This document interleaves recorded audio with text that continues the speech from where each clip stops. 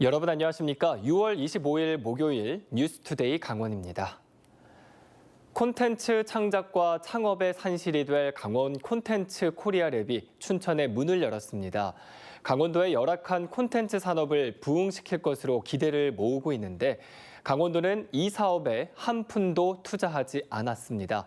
강화길 기자가 보도합니다. 강원도의 콘텐츠 산업을 이끌 핵심 거점이 생겼습니다.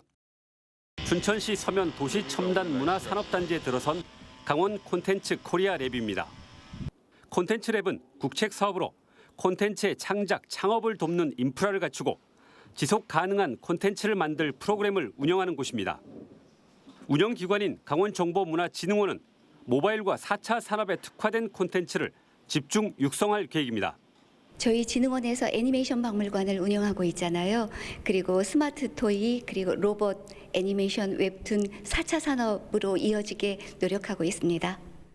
이처럼 강원도 콘텐츠 산업의 마중물 역할을 하게 될 이 사업에 정작 강원도는 빠져 있습니다.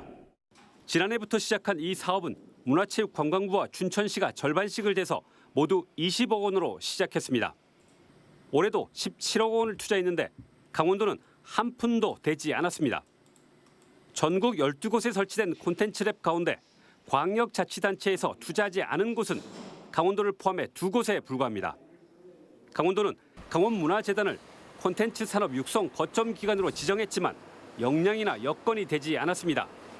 결국 지역 전체를 아우르는 콘텐츠 기관이 없다는 식으로 변명하면서 이 사업에 참여하지 않았습니다. 강원도 정보문화진흥원 춘천시에서 출연한 기관이다 보니까 이제 춘천시 대로 춘천시에서만 사업을 한다 이런 쪽으로 해서 아마 처음에 도비가 안 들어간 것 같거든요. 문화체육관광부는 강원도가 콘텐츠 산업 부흥 의지가 있는지 의심스럽다고 강하게 비판했습니다. 다른 시도는 다 했는데 강원도만 도비가 확보가 안 돼서 지원을 못 받았다는 것을 우리 콘텐츠 업계 사람이 알게 되면 그때는 어떻게 감당할 거냐. 지난해 125조 원의 매출을 기록한 한국 콘텐츠 산업은 해마다 16%씩 급성장하고 있습니다. 하지만 강원도는 2,700개 업체에서 평균 2억 원, 6,300억 원의 매출을 내는데 그쳤습니다. 전국 비중이 0.5%에 불과해 수년째 꼴찌에서 헤매고 있습니다. MBC 뉴스 강화길입니다. 올해로 출범 3년 차를 맞는 횡성문화재단의 허술한 운영이 도마 위에 올랐습니다. 별도 승인 없이 해외 출장을 수시로 가고 비상임 이사장을 위한 관사를 운영해 예산 낭비 지적도 일고 있는데요. 이사진도 문화예술계 인사가 턱없이 적어 재정비가 필요하다는 지적입니다. 김진아 기자가 취재했습니다. 횡성문화재단의 해외 출장 내역입니다. 2017년 8월부터 2019년 12월까지 1년 4개월 동안 8차례 해외 출장을 가 4,400여만 원이 지출됐습니다. 2018년에만 5차례 다녀왔습니다. 이 가운데 2번은 사무국장의 단독 배낭여행 형식이었는데 해외 출장 심사를 거쳐야 할 공무원이었지만 문화재단 소속이라는 이유로 이사장 결재만 받았고 여비도 별도의 심사 없이 사후 정산됐습니다. 동유럽 나홀로 출장은 394만 원이 들었고 일정은 뮤지컬 관람과 축제 견학, 플라멩고 견학, 보고서는 없습니다. 많은 해외 출장이 횡성 한우 축제에 어떤 성과로 이어졌는지 알 수 없지만 승인을 받지 않은 과도한 출장이라는 지적이 나오고 있습니다. 특정 업체에 일감을 몰아줬던 횡성 한우 축제 수의 계약도 다시 도마 위에 올랐습니다. 약 4천만 원을 지급했다고 의회에 보고한 김건모 축하 공연이 실제 지급 내역서에는 7,100여만 원으로 확인됩니다. 축제 예산이 부족하자 횡성군 자체 사업으로 추가 예산을 집행한 겁니다. 비상임 이사장을 위한 관사도 예산 낭비 지적이 일고 있습니다. 월 100만 원의 경비를 지급하는데도 월 40만 원의 관사를 따로 지원했고 사용도 거의 하지 않았습니다. 지역 인사로 바뀐 이후 관사를 유지하는 것도 문제입니다. 이사장이 비상임이라서 전체적인 업무를 파견된 공무원인 사무국장이 관리를 했고요. 제대로 운영이 안 된 부분이 있습니다. 아무래도 관리의 사각지대였던 게 아닌가라는 생각이 있습니다. 횡성군 의회는 문화재단의 이런 주먹구구식 운영을 지적하며 횡성군의 감사를 요구했습니다. 또 이기 이사진이 정치 성향의 지역 인사로 채워졌다며 현재 2~3명뿐인 문화계 인사를 타 지역 인사를 영입해서라도 과반수 이상으로 확대할 것을 주문했습니다. 재단 운영의 투명성과 전문성 확보는 물론 문화재단이라는 특수성에 맞도록 재정비가 요구되고 있습니다.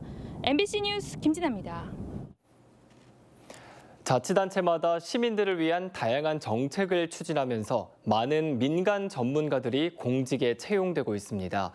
하지만 채용 이후에 이들이 어떤 성과를 냈는지 객관적으로 증명돼야 효과 분석이 가능하다는 지적이 나오고 있습니다. 백승호 기자가 보도합니다.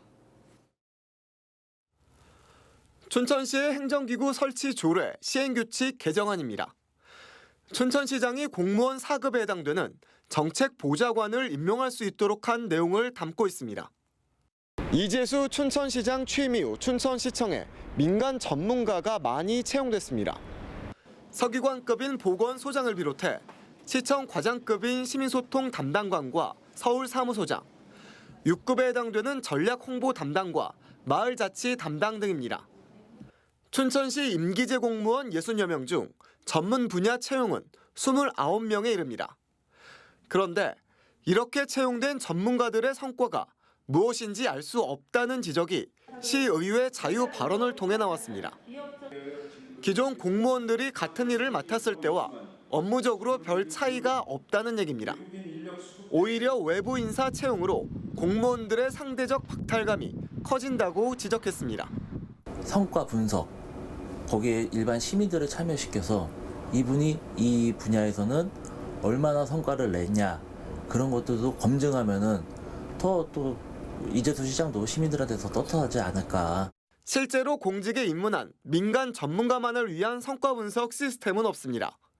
일반 공무원들과 같이 목표 달성 지표 등으로 평가받을 뿐입니다. 그 생각의 차이일 뿐일 거예요. 전국 각지 지방정부 또는 중앙정부에도 개방임기제가 엄청나게 들어와서 역할이 크거든요. 특히 마을자치 담당의 경우 시민 주권과 같은 생소했던 정책을 춘천시에 잘 정착시켰다고 평가했습니다. 하지만 전문가로 채용된 만큼 기존 공무원들의 성과 기준과는 달라야 논란의 여지가 없을 것으로 보입니다. MBC 뉴스 백소입니다. 코로나19의 여파로 올해 강릉 단오제는 사상 처음으로 온라인에서 펼쳐지고 있습니다. 시민들이 직접 참여할 수는 없지만 유튜브 등을 통해 세대 간 격차를 줄이고 공간적 지평을 확대하고 있습니다. 홍한표 기자가 보도합니다. 국사 성황신의 신목을 모신 재단 앞에서 온종일 구성진 구판이 펼쳐집니다.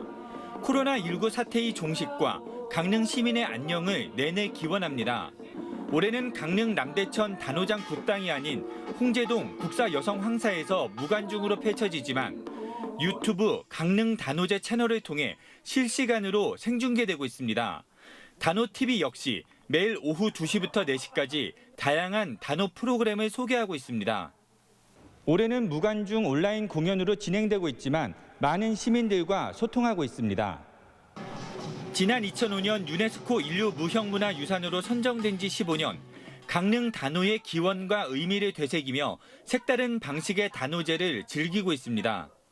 시민들이나 어린 학생들이 단오를 체험하고 즐겼던 것을 그런 콘텐츠들을 온라인상으로 즐길 수 있도록 챌린지도 하고 참여도 하고 소통도 하고. 올해 강릉 단오제는 코로나19로 인해 민속공연과 민속놀이, 경축 행사 등이 열리지 않습니다. 직접 프로그램에 참여하진 못해도 온라인이라는 공간을 통해 어느 세대나 어느 나라에서든 단오의 맛을 맛볼 수 있습니다. 온라인으로 방송을 하는 강릉 단오굿은 앞으로 어떻게 보완하고 어떻게 나가야 되겠는가 하는 것을 점검할 수 있는 기회이고, 또 어떻게 생각하면 지구촌이 단오를 즐길 수 있는 거의 유일한 그러한 기회라고도 할 수 있겠습니다. 관객과의 물리적 거리가 가장 좁은 이벤트는 청소년들이 펼치는 단따라 공연. 단오를 기리는 음악에서 최근 K-팝까지 관객과 사회적 거리를 유지한 채 공연을 펼치고 있습니다. 코로나 때문에 그 단어가 안 되었고 또 마음이 좀 아팠는데요. 여기 그 온라인 공연하고 이러니까 좋습니다. 공연도 하고 이러니까 와서 보니 좋아요. 온라인 축제라는 새로운 시도를 한 강릉 단오제는 축제 나흘 만에 유튜브 구독자가 2,600명을 넘어서고 있습니다. 코로나19가 천년축제 강릉 단오제의 모습도 바꾸어 놓았습니다. MBC 뉴스 홍한표입니다. 강원도 전용 중국 온라인 수출길이 열리게 됐습니다. 강원도는 어제 도청 앞 광장에서 중국 온라인 첫 수출 선적식을 열고 중국 남경과 온라인 협약을 체결한 20억 원 규모의 화장품 60여 종을 중국으로 보냈습니다. 도내 화장품은 중국 최대 온라인 쇼핑몰 내 강원도 관을 통해 생방송 온라인으로 판매될 예정입니다. 강원도는 중국 남경의 강원도 온 오프라인 연동 상품 체험관을 올해 10월까지 개설하는 등 중국 온라인 수출 플랫폼을 구축할 계획입니다. 강원도 송전탑 반대대책위원회가 한국전력이 강원도민들을 돈으로 매수하려 한다며 규탄했습니다. 대책위는 어제 강원도청 앞에서 기자회견을 열고 한국전력이 강원도에 송전탑 설치를 추진하면서 주민들이 설치에 합의하면 특별 지원 사업비를 마을마다 주겠다는 약속으로 주민들을 돈으로 매수하려 한다고 비판했습니다. 또 산업통상자원부 장관에게 정부의 입장이 무엇인지 묻겠다며 상경 집회를 예고했습니다. 대책위는 주민 모르게 선정한 입지선정위원회도 인정할 수 없다며 명단 공개를 요구했습니다. 취임 직후 단행한 국장급 인사와 관련해 지방공무원법 위반 혐의로 기소된 김한근 강릉시장에게 검찰이 징역 6월을 구형했습니다. 검찰은 어제 춘천지법 강릉지원에서 열린 결심 공판에서 김 시장이 인사위원회 의견을 무시하고 기준에 적합하지 않은 대상자들을 국장급 승진자로 내정해 인사 전횡을 했다며 징역 6월을 구형했습니다. 김한근 시장과 변호인은 시정 연속성 중단을 해결하기 위해 잘못된 인사 관행을 고치려고 한 것일 뿐 부당한 영향력을 행사하지 않았다며 무죄 선고를 호소했습니다. 김 시장에 대한 1심 선고는 다음 달 17일에 열릴 예정입니다. 강원경제인연합회가 오는 2025년 만료되는 폐광지역 개발 지원에 관한 특별법의 유효시한 삭제를 촉구했습니다. 연합회는 폐특법의 유효시간을 연장하지 말고 아예 삭제해 법의 종료 시기를 없애는 한편 폐광기금 납부 한도를 현행 이익금의 25%에서 30%로 늘려달라며 성명을 발표했습니다. 한편 이철규 국회의원은 폐특법의 유효시한을 없애고 폐광기금 납부 한도를 30%로 늘리는 내용을 담은 폐특법 개정안을 제출했습니다. 원주시 중앙동 상권 활성화를 위한 소규모 재생 사업인 하마비 프로젝트가 오는 27일부터 시작됩니다. 하마비 프로젝트는 강원 가명 앞에 있었던 하마비의 유래를 살려 가명에서 풍물시장 입구까지를 차에서 내려 걸어가는 거리로 만들어 상권을 활성화한다는 구상입니다. 오는 27일부터 9월 17일까지 7이 들어가는 날마다 원주 장날과 연계해 각종 문화 행사가 마련되고 예술 공예품 위주의 플리마켓도 운영될 예정입니다. 6.25 전쟁 70주년을 맞아 순국 선열들의 고귀한 희생을 기억하기 위한 기념 행사가 펼쳐집니다. 강원도는 오늘 철원 백마고지 전적지에서 6.25 참전 유가족회와 각급 기관장 등이 참석한 가운데 기억을 넘어 함께라는 주제로 6.25 전쟁 70주년 기념식을 개최합니다. 오늘 또 노동당사 앞 광장에서는 조찬 기도회 등이 열리게 됩니다. 또 강원 민예총 국악협회는 춘천 대첩을 주제로 한 평화음악회를 오는 27일 춘천 MBC 공개홀에서 선보일 예정입니다.